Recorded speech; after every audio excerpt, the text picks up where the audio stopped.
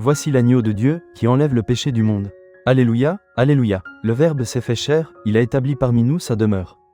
À tous ceux qui l'ont reçu, il a donné de pouvoir devenir enfants de Dieu. Alléluia. Évangile de Jésus-Christ selon saint Jean.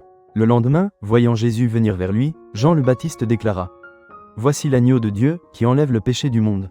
C'est de lui que j'ai dit: L'homme qui vient derrière moi est passé devant moi, car avant moi il était.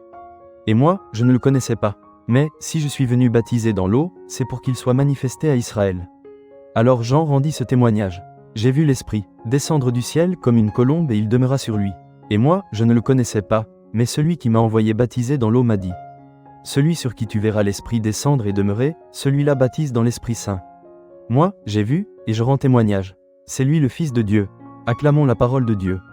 Prenons un moment pour méditer sur ces paroles si riches de l'Évangile de Jean. Voici l'agneau de Dieu, qui enlève le péché du monde.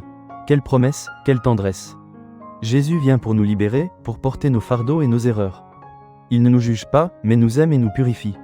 Le Verbe s'est fait chair, il a établi sa demeure parmi nous, pour que nous devenions, nous aussi, enfants de Dieu. C'est un don immense, une invitation à vivre dans sa lumière, à reconnaître sa présence en chaque instant de notre vie. Comme Jean le Baptiste, nous sommes appelés à le reconnaître, à le laisser transformer nos cœurs par son Esprit Saint. Sentons cette miséricorde infinie qui nous relève et nous donne une nouvelle dignité. Prions pour que notre foi soit forte et que notre vie témoigne, humblement, de sa gloire.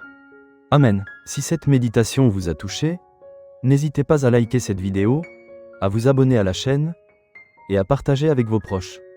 Que Dieu vous bénisse.